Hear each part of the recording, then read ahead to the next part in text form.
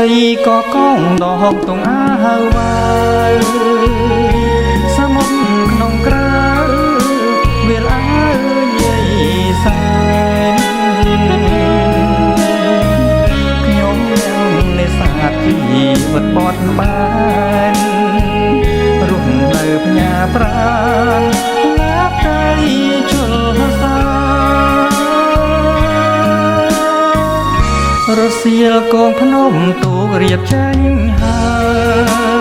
យរូបខ្ញុំពុំសប្បាយព្រោះនឹកពុំនេះបងស្រឡាញ់ណាស់បដូរស្លាប់នឹងគ្នាហើយលើពុំវា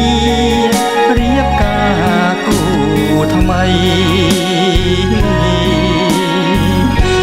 ស្រណោះผ้าห่มមកចងដៃបងទុកជាចំណងស្នេហាភាំងក្ដីក្លិនមិនតន់បាត់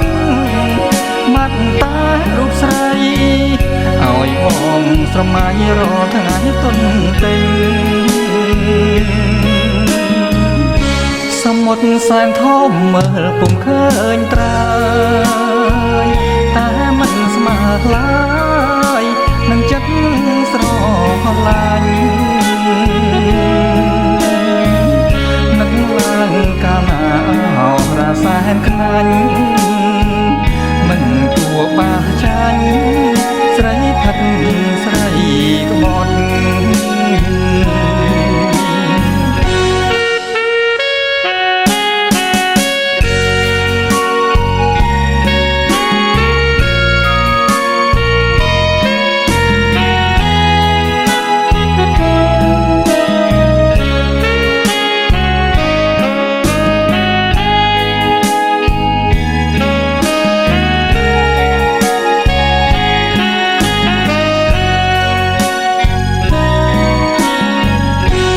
ស្រ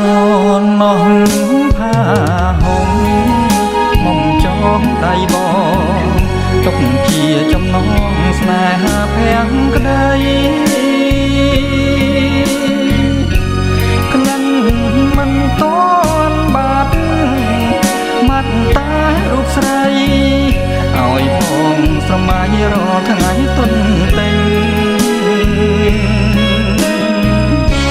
សមុទ្រសែនធំមើលពុំឃើញត្រើយតែមិនស្មើឡើយនឹងចិត្តស្រឡាញ់នឹកឡើងកាលណាអោរាសែនខ្លាញ់មិនគួរបាចាញ់ស្រីផិតស្រី